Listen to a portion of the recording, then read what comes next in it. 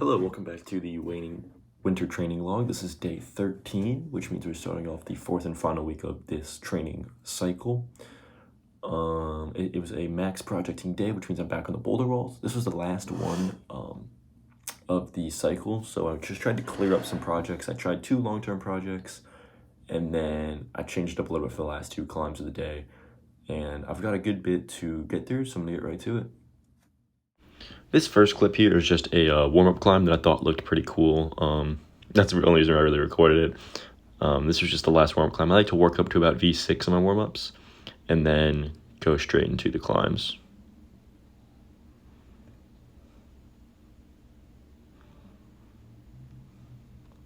So yeah, I thought this one was just a pretty cool looking thing. I did it pretty quickly. And yeah, all right, with that, let's get into the climbs. So first one here was a V8. This one I tried, I think, the last 2 weeks. And I've just been trying a bunch of different beta, trying to just grind it out. There's just like 2 or 3 really hard moves that are just pretty low percentage for me. And yeah, I've just been trying to slowly work at them and figure out this climb.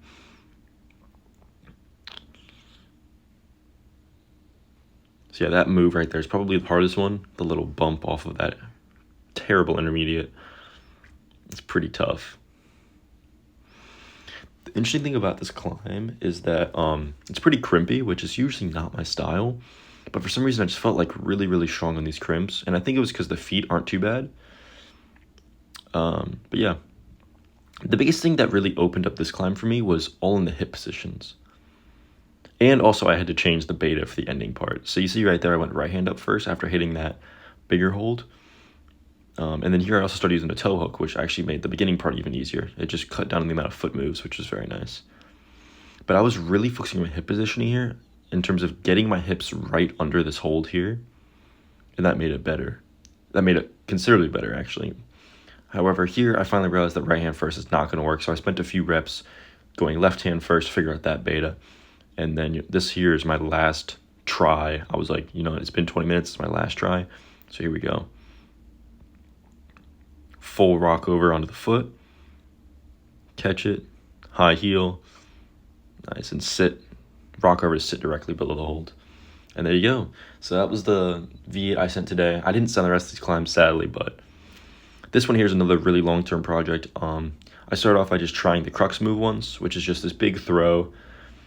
It just like from the bottom, it can just get really tough to have enough energy to finish it off. It is what I usually, the trap I fall into. So this was the first try from the ground, the next try. And I pretty much only tried this climb from the ground actually after that first burn because I felt so close to it after the last few weeks. My biggest thing is I don't feel like I have the power endurance to be able to hit this dyno crux move. You'll see here. This was my best try I had, but it just cut off. Basically, I just fell right there. I couldn't pull up into the toe. If you see the toe above the lip, you have to pull up in that toe and back flag to go to the next hold. And I was just too gaspy to pull up off of the sloper. So this was the next one here. And I'm just getting really, really gassy. Like, I would say this day, I tried probably the hardest I've tried this entire training block. Like, I tried so hard this day because I really, really wanted to close out this project, especially. This is one I tried literally on the first day. So I've tried it all 4 weeks, and I just have not been able to do it. I've gotten so much closer, and I think if I had one more session, I could maybe do it. But again, there, I fell in that crux move again. It's just like so hard to have enough power going from the ground because the ground is so long. So this next go, I tried to just shorten, just go a little bit quicker. So I think I saved about 5 seconds getting to that crux move just by just doing the bottom half a little bit quicker, which is quite nice. But you'll see I get a heartbreaker here on my last go. I'm absolutely just like astonished. So moving into the third climb here, this one was another V8. This was actually one that got set, I think, last week, and I hadn't actually tried it yet, so I was really, really interested in it. I thought the movement looked really, really cool and kind of like almost outdoorsy, which I really liked. You'll see I actually figured out this bottom part pretty quickly. That was one of my first goes there, and then here I'm working that top part again. The only thing is that I'm going to cover this more, but I think I was just a little bit gassed because I was doing some longer boulders and I was going for only Sengos. Like, the thing about this day of my training protocol is I'm meant to be, this is a sketchy top. You're going to see me just trying to do anything I can because there are like no feet. The thing about this training day is that you're supposed to be projecting, but the first two climbs, both of them, I was at the point where I just want to do ground burns all the time.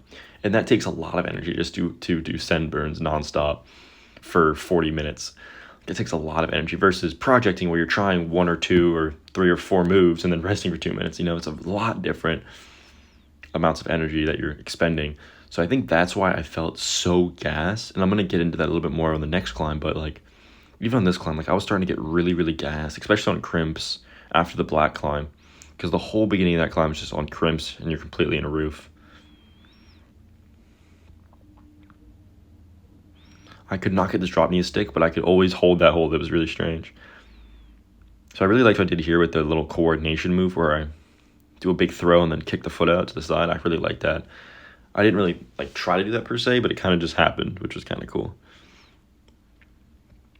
But yeah, this one I didn't quite get as far as the other one. I was trying to change up my feet a little bit and do a high left foot, but it just did not work the same as the last rep.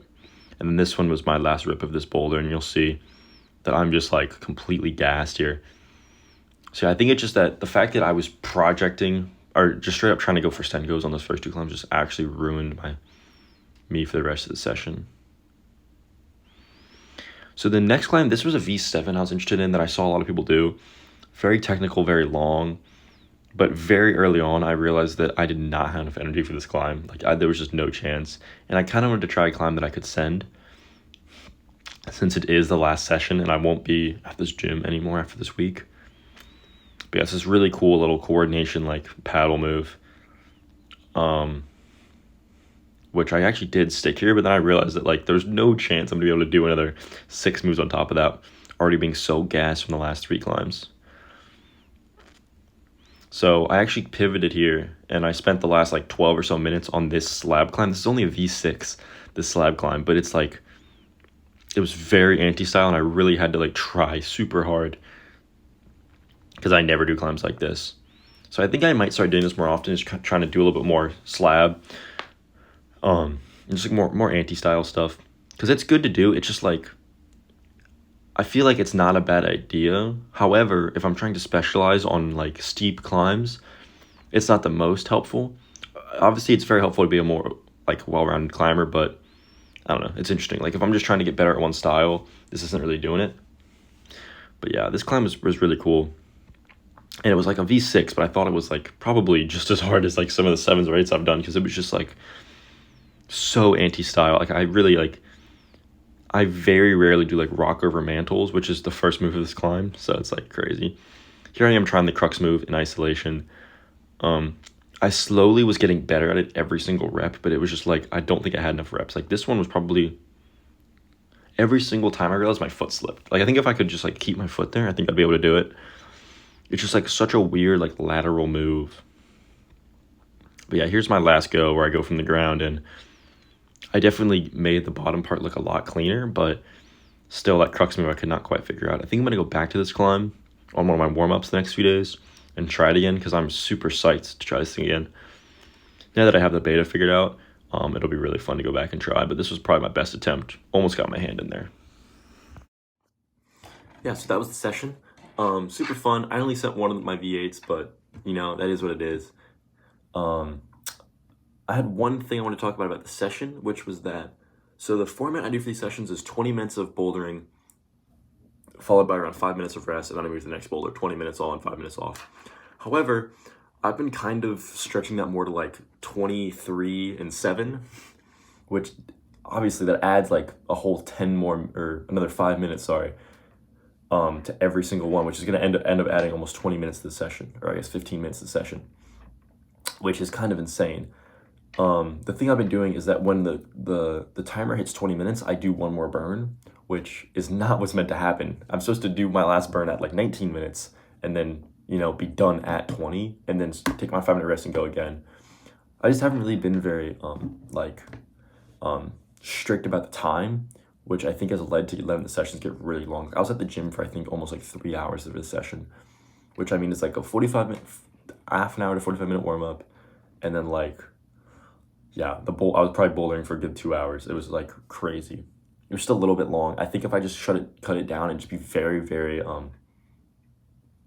exact with the times, I think that'll help me a lot to just like use my time a little more wisely on these sessions and not be as spent, because I still want to be able to give good quality burns on the fourth climb. And I think doing it this way, I'm just out of energy.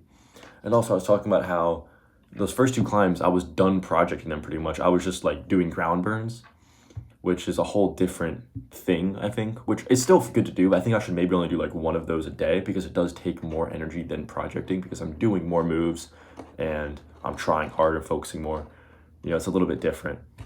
Yeah, now I want to get into my little conversation topic of the day. I was thinking, this is one I've thought about a lot recently. It's the battle between strength and skill. This has been talked about a lot by Will Anglin. He's the guy that really brought this into my mind. I always had like an idea of this, but he really like kind of articulated it well. But it's really an interesting thing. It's like in climbing, that's pretty much the two sides that you can improve to improve a climb. You can improve your strength and be stronger fingers, whatever, or you can improve your skill. You can better technique, better beta acquisition, better flexibility. You know, like those are the 2 groups. And I think that the closer you can get those 2 together, the better all around climber you're gonna be. I think me personally, my strength is a bit above my skill. I don't think it's too far apart where I really need to take action. However, I do know people that are like that, definitely. And I also know people that are the opposite way around. Like a lot of people whose skill is much higher than their strength. And it's just interesting because those people, like the stuff that they need to do to improve is so drastically different than other people. Like if your skill is so much better than your strength, like just go hangboard, go hit some weights. Like it seems easy, obviously, coming from my perspective, from the other way, but for them that might not be enjoyable. They might not know how to do all that, and it's just a very like, I don't know, just very interesting. And it's like for me, they're like, oh duh, just go do technique, and it's like I don't want to go do technique, I want to go get stronger, you know. I don't think I'm too bad, but I think my strength is definitely stronger, especially because obviously if you look at my style, I'm doing big moves on a steep wall, and then I go to a slab and I'm climbing 2 grades lower. It's like, you know, I'm clearly obviously falling into that one box, and it's very cool to think about, you know, that balance. And that's a very good way to kind of realize your weaknesses, is to look at that balance, try to look at it objectively in your own climbing and think, oh wait, like I might not be the type of climber I imagined I was. And it's really interesting because it can kind of clearly push you into what you need to work on to improve. But again, if you don't want to improve on that, so be it. You can do whatever you want to do. That's one thing that I'm like, I know that my technique on slab is not very good, but that doesn't really help me for what I'm trying to do, which is send hard, outdoor, steep, powerful boulders, you know? It's like, it doesn't really carry over. It's like, you know, if I was doing vert sport climbing, then that would definitely be a lot more impactful and that would be a lot more helpful. But since that's not what's happening, I just don't quite see as much use in it.